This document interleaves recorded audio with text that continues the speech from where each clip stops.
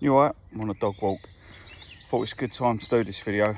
It's about me being a guitarist from the age of 11 up to 50 really. A few of my students have asked about, how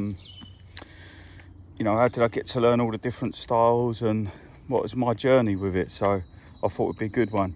So if you see me put the phone down, it's just because there might be other dog walkers walking past. I don't want them to think, what's that nutter doing talking on his own. So anyway, here's the dog.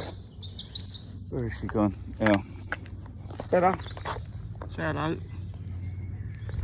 Yeah, she's not really that interested in these videos, is she? So it's a lovely spring day, Saturday. I was out last night, met an old friend, had a few too many beers. It was a good night, so I got up, done a bit of teaching, supposed to do some jobs, but I haven't done them. Wife's out, so when she comes back, she'll probably have a moan up. Anyway, let's crack on. So I started the guitar when I was 11. Always had music on in the house, mum, dad. I was lucky really, they listened to good stuff like, well, everything's a matter of opinion, but Zeppelin, Deep Purple, AC/DC, Clapton, Hendrix, all the classic rock stuff really, so that was always on in the house. Dad loved it. He'd play, Bella, come on. He'd play loads of air guitar and it was always up loud. So there's loads of vinyl and albums, so I used to love looking at all the covers and all that. So anyway, got my first acoustic when I was 11. Wasn't a great one, it was from the catalogue, played like crap really. The strings really high off the fretboard. And playing it was virtually impossible. I had a mate down the road, he played, and he was better than me at the beginning, and then I thought, well, I've got to get as good as him as quick as I can. So I was quite obsessed with it straight away. So I had guitar lessons when I was 11 with this bloke who taught me how to learn to read music really, and he showed me all the chords, open chords, bar chords. He wasn't a great player, but he did teach me how to read the notes on the guitar.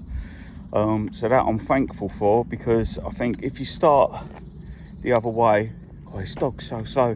If you start the other way, like just playing, sometimes it's really hard to do because your practical level's a lot higher than your theory level. So I went and see him for a few years, and then my dad went and done a job in the music shop, and he was chatting to the bloke, and they said they're looking for a Saturday boy there. So basically, there's someone coming up. I'll be quiet a minute. They was looking for a Saturday boy, so I used to work in there on a Saturday. So there'd be loads of musicians coming into the shop, which was really cool. So I could watch them play and nick all their ideas and stuff, which works really well for me. There's someone coming up. Just one. Bella, come on.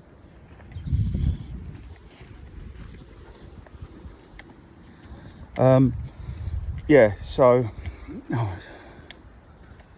seeing what's up here in the forest at the moment. Come, Bella. Here she comes. So anyway, worked in there. That was quite good. As I said, I used to learn all the guitarists coming in and stuff. I'd learn stuff from them, and then I was playing. There's another guy in the shop called Mickey Byrne, and he was like a country guitarist. He went out to America and all that, and he showed me stuff. He wasn't really a teacher, but then one time this guy come in. He was from like Leeds up north, and he started showing me like the pentatonic scale and stuff like that. This was when I was like 14, 15. I went to lessons with him, and he taught me how to do the guitar more, like more advanced reading techniques and stuff like that. And on my first gig was when I was 13 with my first guitar teacher, and he was in like a folk band, and he couldn't make one of the dates. I think it's about 25 quid I got, and that was in what, 1987, something like that. 1988, I would have been 13. It was with a fiddle player and stuff like this barn dance out in the Essex countryside, which is just outside London. So that was my first gig, and I thought, well, this is all right. I'm working in a music shop. I've done a gig, and I've got paid. And then, now this is all leading up to I've played all different styles and stuff. So enjoy the dog walk with me. Going over a nice little bit of water there. So let's go down this way, actually. Come better this way. So, where are we up to? Yeah, so I was in the music shop, and this bloke come in. He said, we're looking for a guitarist for the band. And the guy who owned it, he said, he can do it. I was like, can I? And he said, yeah. And they said, right, get your guitar out and do an audition now. So I played a couple of chords, and he said, yeah, come to rehearsal. And the point I'm getting at is I had to learn about 30 songs which I'd never even heard before, to get the job in the band. So it's a bit different from doing music as a hobby to doing it as a profession. I mean, at this time it was a hobby at the moment, but I was in my first band, and it was loads of songs like Tom Jones, It's Not Unusual, just songs from the 60s, 70s really, a few from the 80s, and we used to play in working man's clubs. So straight away I was forced to learn a lot of different songs and styles I didn't even know. I remember learning Day Tripper. I didn't even know the Beatles done it. And I remember doing it and on a gig and couldn't remember how the riff went. Got to go under a tree. So yeah, I learned loads of songs doing that, and I had a Fender Strat doing that, and my amp, which was like amazing at the time. So I did that. So I was just playing to my rock guitar and stuff like that. As I said, Zeppelin and everything. There's people over here. Bella. Hold on, got horses over here, look. I think the dog's going to say hello. I might just pause it a minute. 1 second. They're gone now. Look at them fields, beautiful. This is just outside London. Like I can be in London within 20 minutes where I am here, so it's like a suburb. So where was we? Yeah, so, God, I've lost my train of thought there. The people have just gone past. Come, Bella. So, yeah. Bear with me.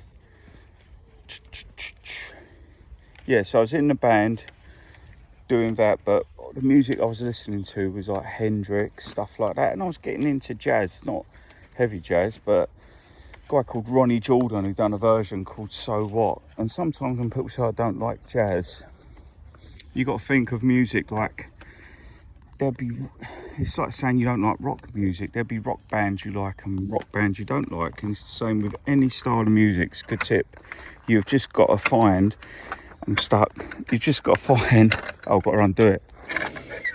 You've just got to find the music in that style that you like, which is now a lot easier because you've got Spotify and all that stuff, so that's quite good. So anyway, when I was 16, I went to a college where it was drama and music, but I was more interested in the drama stuff. No, what am I talking about? I was more interested in the music stuff. I got an A in drama at school, that's why I went there, because I didn't really study at school with all the other subjects. It's just guitar. I used to go home, I used to go in, get my register done, and then go back home and just jam when my mum and dad was at work, and then go back at lunchtime to sign register and come back. And there was another lad who used to go back and just jam out Hendrix all day.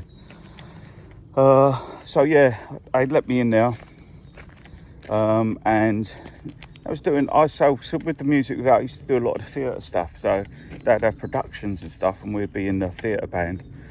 So reading music, sitting there behind the scenes, doing stuff like that.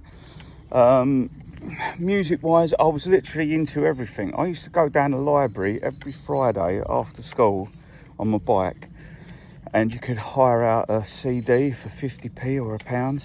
So I think you could hire out up to, I think it was 8 at a time. So I'd get like 8 CDs out and see what I liked. Nowadays you've got Spotify, you don't have to do any of that, but it was quite exciting stuff to go in and see what you could find. And there I'd find stuff like Martin Taylor, the jazz guitarist, Gary Moore, still got the blues album. Django Reinhardt, the gypsy jazz guitarist, literally everything. So I was really looking to play as much as I could and just get involved with it. Also at that time I was in an originals band where we was writing music. This is like the age of say 17 to 19, and I was still in this band what I got into when I was 15, so I was getting a wage off of them, doing a couple of gigs a week, which gave me a bit of money and working in the shop. And then I thought I'm going to do something else now, so I went for an audition for like this funk band, and they'd done all the Nile Rodgers stuff, like it was disco band. Same again, when I got there I didn't even know really all the stuff, I only knew the main tunes. So it was like I was forced again into learning the funk style of like Nile Rodgers, just really for getting a pound note or $1, whatever you want to say. But I still love the music, I've done it, but the difference is when you're doing it as a job, as I was saying before, it forces you to learn it and do it properly. It's the same again, you've got to learn a load of songs. What else did I do in that time? I done a Madness tribute band, where we toured all over the UK, and that was just like ska music. Now you may think, oh, it's a bit boring, just going that, because it's like that, like ska reggae. But what discipline, just all night playing like small chords but all on the offbeat for like an hour or two a night. Just made your rhythm really good, doing stuff like that. And while I was doing that, obviously doing like the function wedding bands, say doing all the funky stuff, also in my own originals band, doing well our original stuff, which was like rock indie stuff, I suppose you could say. And then I got into a country band, because you had the old country music channel on, like on the old cable TV. And so I thought, here we go, get my Telecaster out. Same thing again, you've got to learn 30 odd songs. If you don't learn them, you don't get the gig, you don't do it. So I learned a load of country stuff, country licks, explored that style, while still exploring everything else. It's a lovely walk, look. Come Bella. That was fun. Then, God, it's a long time ago now, it's early 20s. Oh, then I started doing auditions for like record companies, and you'd go to loads of these. Like they'd send you out the songs, you'd have to learn them, then you go up to London, and then you'd have to queue outside the rehearsal room with all the other guitarists, and then go in, and you'd have to have done your homework and learn the parts. And a lot of them you didn't get, because it's if your face fits and stuff like that. Where's the dog gone? Bella? Oh, she's here. Yeah, so I'd go up to London, and I got in one with East West Records, a guy called Robbie Craig, and the whole album, they'd gone out to America and recorded it. So it's like all this tasteful, like soul groove playing, like songs with really good grooves. And I think the guy who's owned that at the time, they had Mark Knopfler's studio, which is Britannia Row, I think it's called. Anyway, I think that lasted a year or two. Like we've done music videos, played with Jules Holland, supported him. We've done TV work. What else we do? I can't remember now. Radio plug-in, just loads and bits and pieces. But while I was doing that, I was still started teaching then as well, really. Done that, then we got dropped. Obviously, when you're the guitarist, you just hired in, boom, you're gone, your retainer's gone, you got no money coming in, and then you're back to square one. And I thought, oh, I've got to get another job. I was about 23, I'm gonna have to get a normal job, as they call it. And then another audition come up. I was actually part of this session agency I got on there. You don't really get them anymore. So it was like, I forgot what he's called now. Anyway, he was right in with all the record companies, and there was this other band called McCabe, and I got in with them, and they was doing like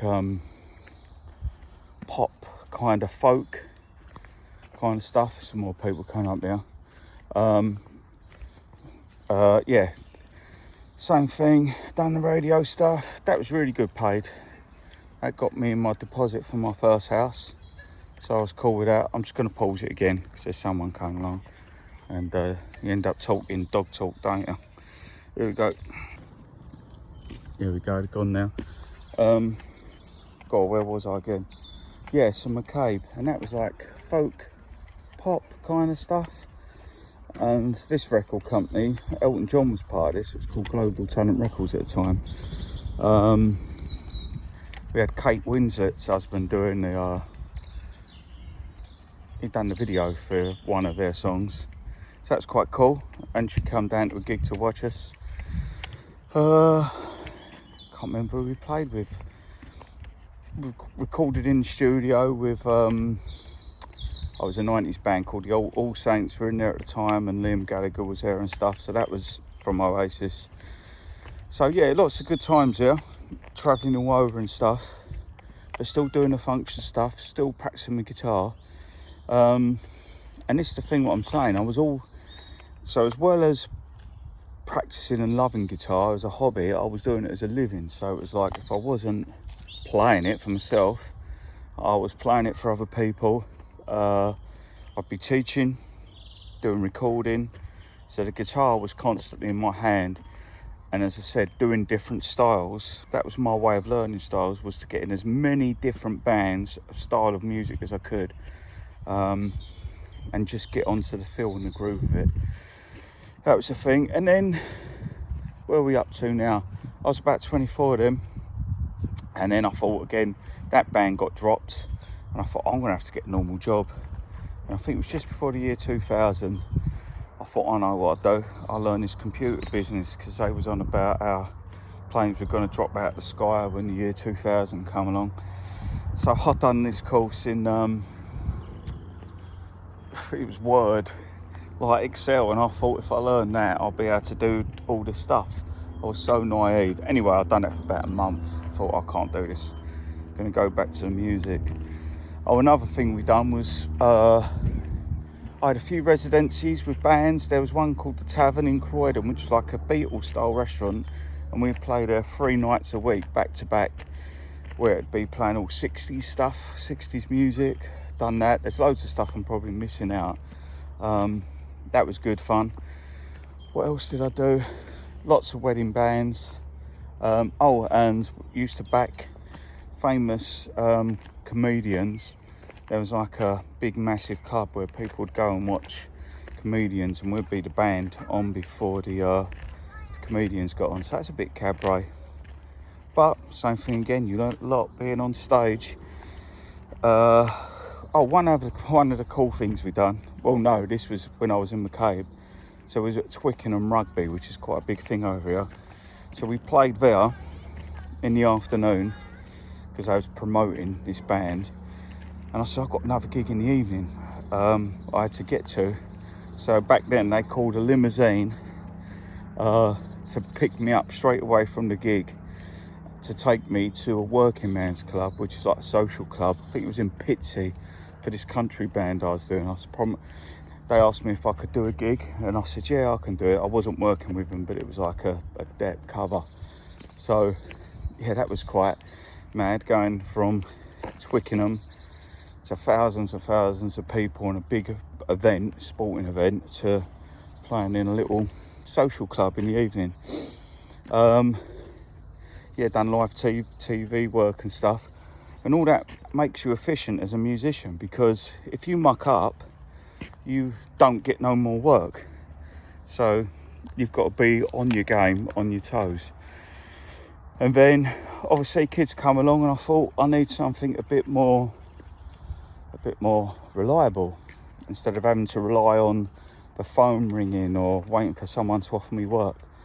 And I thought, well, I need to get some work in, because we had all nearly grown up now. Youngest is 13 at the moment, but the other 2 boys are like going to be 21, 19 this year. Like the wedding work on my own, doing solo guitar.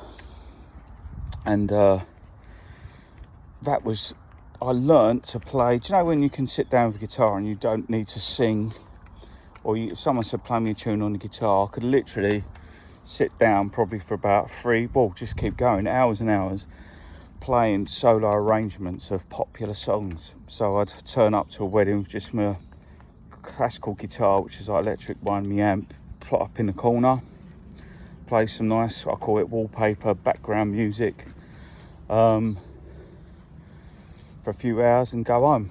I used to do that so much, like just every week, putting a suit on, but that was like a work gig. But as well as while I was doing all that, I was writing stuff. I had a recording studio at the time, so I'd have a lot of artists around. This in East London, and I'd be recording their songs, producing them, still teaching, doing all that stuff, and then other things. Where's the dog again? Oh, she's there. Where are we up to? So yeah, all them things amounts to what I am as a player today. As I was saying, it's not a case of I practiced hard. I did practice hard, but also I had to work there as well to give me the confidence and give me the experience what you need to play a consistent, I'd be a consistent guitarist. Not saying I'm amazing at all the styles, but I can give it a good go. If someone said, can you do it? I'd always say yeah, and worry about learning it later. Oh, and then I got into this other band when I was based down in Southampton. So every day, but it weren't every day, I'd have to get a train to Southampton. And I was getting into jazz more then, and I wanted to understand the jazz theory, so I had this book. So it wasn't like the phones we got today, it was just an old Nokia with Snake on. So basically, I would be on that train saying all the notes of the chords. So I'd say in my head, right, chord C major, C, E, G, G major, G, B, D, E minor 7, E, G, B, D, B flat, B flat, D, F. So I could say the notes in the chords instantly, because I already knew the guitar fretboard, all the names and notes at this point. So I go up behind, been up this way. It's a nice walk this. I hope you're enjoying it. Sun's out, it's about 18 degrees.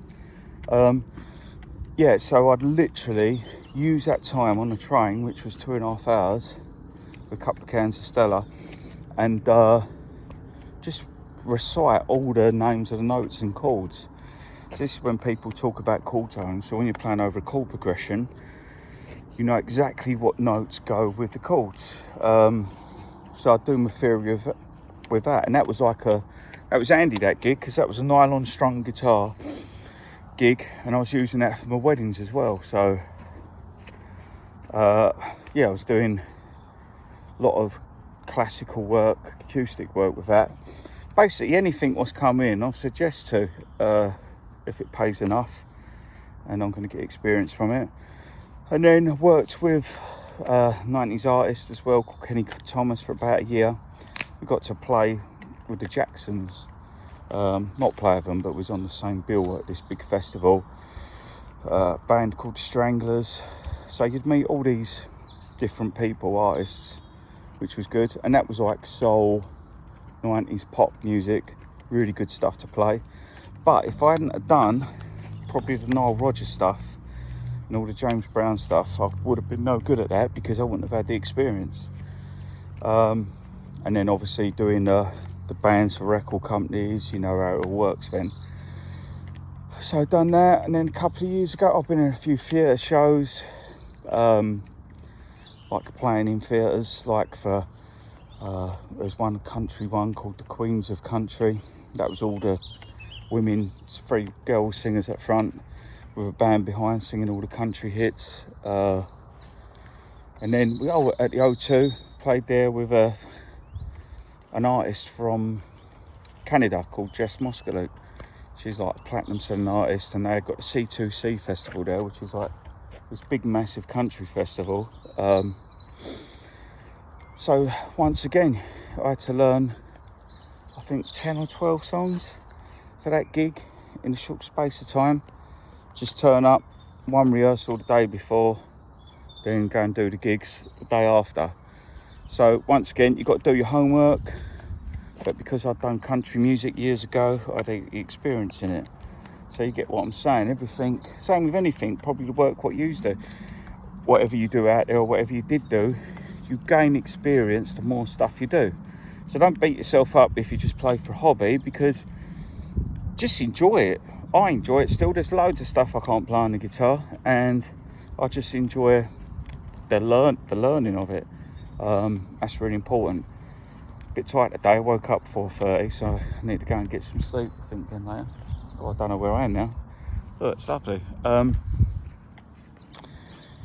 that's it. And now I just do a lot of teaching now. Really enjoy it. Online recording sessions. So yeah, teaching in my studio and online around people around the world, students around the world. Got my Patreon site going, which is going well. Started that this year. What else? I do this gig, which is local at the Red Lion, where each month I get a guest artist with a house band, and same thing, we have to learn a load of songs, and there's no rehearsals. It's just like we turn up, everyone's done their homework, and we go through, and I've sold it out every month, once a month. That's going well. And I do this jazz gig once a month as well, which I enjoy. And then just whatever gigs come in, what I fancy doing, and I take them on. So that's me up to now, really. And guitar wise, what am I learning at the moment? I don't really know. It's just so random. It depends where my head is. 1 minute it could be a rock riff, like a Joe Bonamassa thing. Then I could wake up and think I want to do some jazz, or some slide, or some gospel chops. I don't know. I love it all, basically. It's not one style of music I don't really like, really. So there, that's my story of how I've got to where I am today. So if you've watched it to the end, just give it a thumbs up or a like, because it'd be nice to know if someone did watch it. If not, see you later.